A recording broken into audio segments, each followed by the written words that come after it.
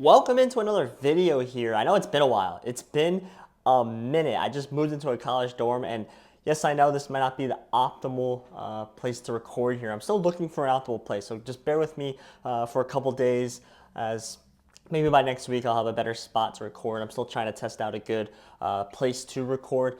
I didn't have Wi-Fi for like 2 to 3 days, so I couldn't record, and you see the title of this video, but I couldn't have an individual video for every win total anymore. So I'm making one video here for the Big Ten. The rest of the teams we haven't touched on. I'm going to do another video for all of the SEC. So it's going to be in one video. That's how we're going to tie this all together here.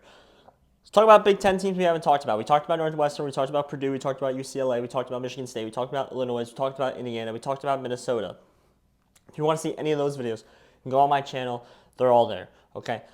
Let's talk about Maryland. Obviously, I'm not going to touch on these lower teams as much as I am going to touch on the teams that everyone wants to talk about here. But we are going to talk about Maryland to start. This is an interesting Maryland team. I think they're taking steps in the right direction. They've been doing that year after year after year. Now, this is an interesting year for them, in my opinion, because no longer do we have Tua's little brother at quarterback and Talia Tagovailoa. We got a new quarterback for the Maryland Terps here. And new quarterback can cause a lot of problems, right? Or it could be a step in the right direction, depending hugely on how quarterback play is here. I am going to take over 6.5 for the Maryland Terps, but I'm not really confident on that one. Moving on here to the Rutgers Scarlet Knights, my hometown team here, Rutgers Scarlet Knights in New Jersey. The quarterback's a problem.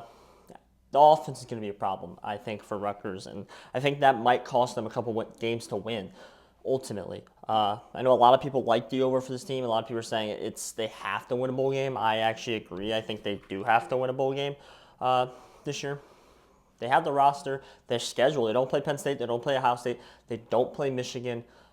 Teams that they played all the time in the Big Ten. They don't play any of them, and they also don't play Oregon. So this has to be a good season for Rutgers. They're over under 6.5. I'm going over. This is a team that can play really good defensively as well. Kind of like an Iowa. Maybe not as good as an Iowa. They're kind of really going to play like a Big Ten team this year. Defense, punt, field position, and hopefully it's good enough to get them 7 wins. I think it is. I'm not that confident on it. I can't even bet this in New Jersey, even though I'm in PA now. I technically could. I don't see any really value, though. I'm taking the over, however. Washington under 6.5. I think a lot of people are going to like Washington's 6.5 number just because of what happened last year. I mean, this is a whole new team, a whole new coaching staff coming in for Washington as their head coach DeBoer left for the Alabama head coaching job. No more Michael Penix. The whole offensive line was transferred to Alabama. They lost all the wide receivers to the draft. This team is nowhere near where they were last year. And I'm taking under 6.5. I don't really love what they did in the transfer portal. I don't see a successful bounce back season after the national championship bid for Washington. Moving on, Wisconsin. Here's one what we're betting. I already bet this. We're going to do 6.5 for the sake of the show. I am going under. But I already bet under 7. There was 7 at DraftKings for minus 140 I found as a steal because this team is dogs in 6 games. They're dogs in 6 games. They're dogs in 6 games, and you got to win 8, right, to get over 7 here. That means they have to upset 2 teams somewhere in the schedule. Yes, it could happen, but that's statistically not as probable to happen as it is to not happen, right? So, as it is to happen, right? So we are taking under 7 for Wisconsin. I've already bet it. I urge all of you out there to bet it. They're dogs home for Alabama. They're a dog. They're not winning that game, right? They're dogs at USC. They're probably not winning that game. They're dogs home for Penn State. I don't think they can win that game. They're dogs at Iowa. Maybe they can win. And they're dogs at Nebraska. And they're dogs home for Oregon. So they would have to win 2 of those games to go over 7 here. I just can't bet that. I think maybe we get 7 because plus their favorite games, they're at Rutgers. They're going to be what? 2 to 4 point favorites there. Like that's not a slam dunk winnable game for Rutgers either. So I'm taking the under for Wisconsin, although it's probably going to be somewhat close. I think we get 7 minimum here. Nebraska, this is a team that a lot of people like, and I look at the schedule, and I saw some people say they can start 7-0. This team can start 7-0. I don't think they will start 7-0, but the schedule does line up in a way that they can start 7-0. They play at home for UTEP, home for Colorado, home for Northern Iowa, home for Illinois to start. That's a pretty. I think it's a good chance this team's 4-0, and then they at week 5 at Purdue. I think they're 5-0. I think they could beat at Purdue. And they're home for Rutgers, 6-0. Bye week 7, week 8, they're on the road against Indiana. This team could start out 8-0 or 7-0 here, which is kind of crazy. The win total is only 7.5. We're obviously going over here. I don't think they start 7-0. I have 5-2 as the most likely scenario here for for Nebraska. But 7-0 is on the cards here. Now the schedule gets a little tougher. Week 9, they're at Ohio State. Ohio State is a loss. That's going to be 5-3. Home for UCLA is a win. They're 6-3. At USC is a loss. Home for Wisconsin is a win. And then at Iowa, I always feel like this team just beats Iowa. So I ultimately have 8-4. But this weirdly could be like a 10-2 for Nebraska. So we are going over. I know a lot of people love this over, which scares me to bet it. I just don't see the value as highly as Twitter sees it for some reason. And even though this is a very popular over, I get it. I just don't necessarily know what Dylan Raiola is going to be at quarterback. I don't love it. I'm not like overly confident a freshman's going to come in and just blow this league up, especially Big Ten that's primarily more known for defense. I have to see it to believe it. But if everything goes right, this could be a 10-2 college playoff season for Nebraska. And if you want a college playoff long shot here, I think Nebraska is a team you could look to play here. So we are going over for the Nebraska Cornhuskers here. USC, I got under 7.5, and again, I talked about all these new teams that are coming in, all the Pac-12 teams that are coming in.